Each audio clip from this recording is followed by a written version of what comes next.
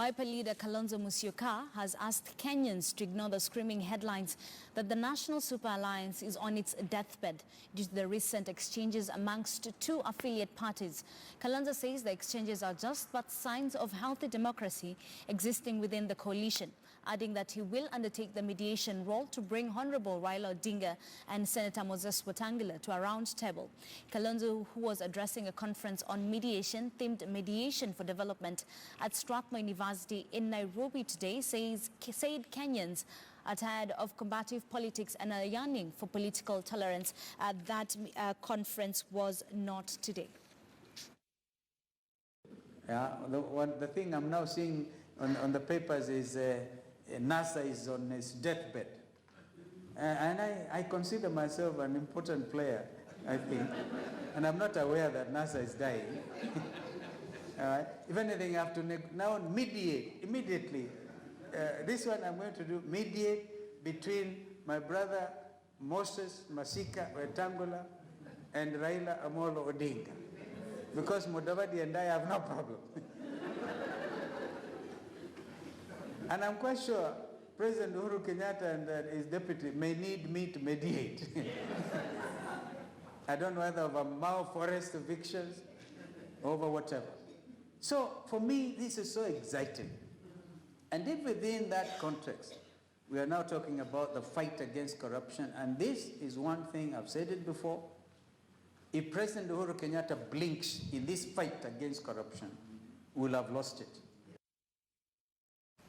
All right, that forms our backbone of our conversation this afternoon, and we're going to be talking about mediation as a form of conflict resolution. And joining me in studio to my immediate right is Mary Kimari, PhD, Chartered Mediator. I got it right, yes? Yes, thank you. And next to her is James Mangerere, Mediation Master Trainer. Thank you very much for coming to KTN News Desk. So, mediation. Maybe we can start by asking, what is mediation, Mary? Mediation is a structured informal process of trying to resolve disputes between two disputants. In this process, we require a trained mediator or a person that is referred to as a mediator to help the two conflicting parties to get into an agreement by themselves. In other words, it is more evaluative than prescriptive, where the mediator does not prescribe how the process is going to end, but the two parties themselves agree on how they're going to resolve their disputes, as the mediator forms a proper environment for the two parties to reach an amicable solution. All right. It is evaluative than prescriptive, and I want us to pick it from there. If it's not going to, what I'm understanding from it is it's not prescriptive, meaning it will not give the right proper prescriptions to solution or to solve a dispute, if I'm not wrong. So then why use it? Well, I think in simple terms, mediation is assisted negotiation. It's a facilitated process where a third party who is neutral comes in to parties who have been negotiating but have failed to agree, comes in to open the lines of communication, to allow those parties to come up with their own mutually acceptable solution. He does not, when he says it's not prescriptive, he does not impose a solution on the parties, but in the real sense, assists them to come up with their own mutually acceptable solution. All right, and we will again pick it from there. Yes. It assists the parties. Yes. For mediation to happen, it has to be a one-on-one thing. Yes. If, for example, if I'm with Mary, I have to sit with her. What if one party does not want to participate in mediation? What next? Mary, maybe? In a scenario where one of the parties does not want to come to the mediation table, then we don't have a mediation, because ideally, this is consensual. Parties are not forced to come to the table. They have to agree by themselves that they want to follow the process of mediation to help resolve the dispute. All right. Yes. So then why are we looking at mediation as a form of conflict resolution? We have alternative dispute resolution processes. Yes. Well, mediation is one of them. Alternative to what? Alternative to litigation. And mediation is the most effective method of resolving disputes. Why? Because parties come up with their own solution. They use it's a discretionary process. You know, when parties are allowed to come up with their own solution without a third party imposing a solution on them, they tend to own it, they respect it, and they are ready to cooperate to ensure it comes to fruition. All right. So mediation, among the alternative dispute resolution processes, mediation is the most superior of all because parties take control of the process. They come up with their own solutions. And that it works everywhere in the world. In fact, it's coming very, very late into this country, and people are trying to adopt it. Yes, people are trying to adopt it, but do you think Kenyans are ready to, Yes. to accommodate and embrace the mediation? Definitely. What I learned from individuals is that the instant you give them the tools of self-empowerment, and in this case now you're telling them you have a dispute, I'm going to provide the environment for you, I'm going to ensure that that you can manage it in the right way, then based on the self-empowerment that you've given them, then self-discipline arises and the self-esteem also comes up, because now at the end of the day they don't say that the judge made the decision for us, this is what was said. In fact, they'll sit together after and congratulate themselves that they reached a decision by themselves.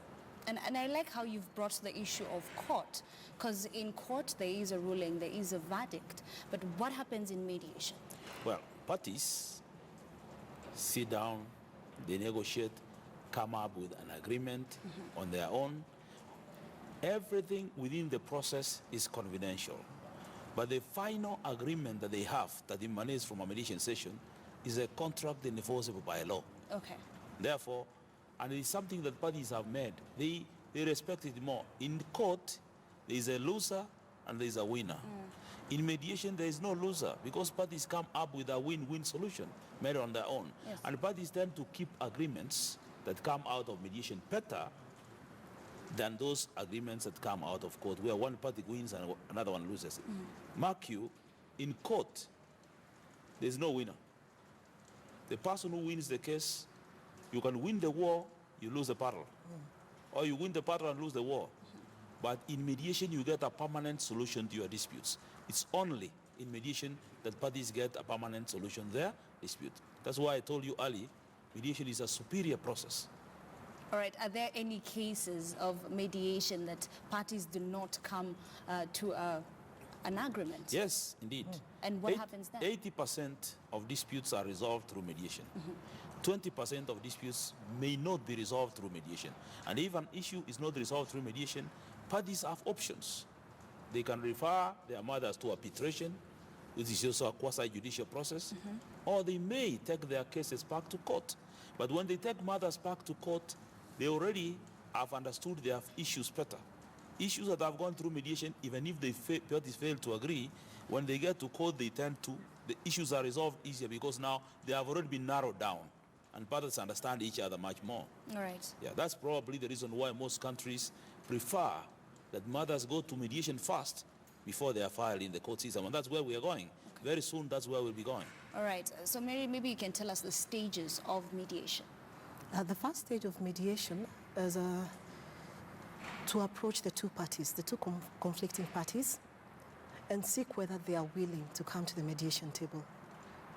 So each party will let you know whether in fact they are comfortable with the process, and if they are, then you're able to agree on timelines, the date that they're going to appear, the venue where you're going to meet, and then once they come to the table, then you set out the ground rules on what will be happening during the entire process.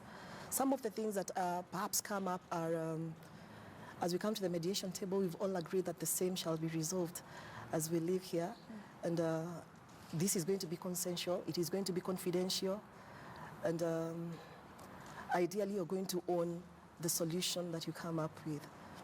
All right, so then how can one become a mediator? Well, to be a mediator, you have to undergo a training. There's an intensive 50-hour training program that we offer through Mediation Training Institute East Africa. And this one has got a methodology. You have to do the theory, you have to watch the videos, you have to do the role plays. And then we have to take you through a thorough assessment. After that, we give you are subjected to a mentorship program where you sit with somebody who is already trained, who has been a seasoned mediator. Yes. You observe what they do, you co-mediate with them, and then eventually we give you a green light to go out and carry out the mediation. So nobody can just mediate, because there's an assumption in the public that anybody can mediate. Mediation is a structured process. 50 hours, how much does it cost? 50 hours, it costs 62,000 plus VAT for our program. That is the cost of material, the cost of the training, and then you are subjected to people who are seasoned master trainers who give you the best training in the world. All right. Thank you very much, James Magerere, of course, a mediation master trainer, and Mary Kimari, PhD, chartered mediator, for joining us here on KTN News Desk and for sharing some of those insights on mediation.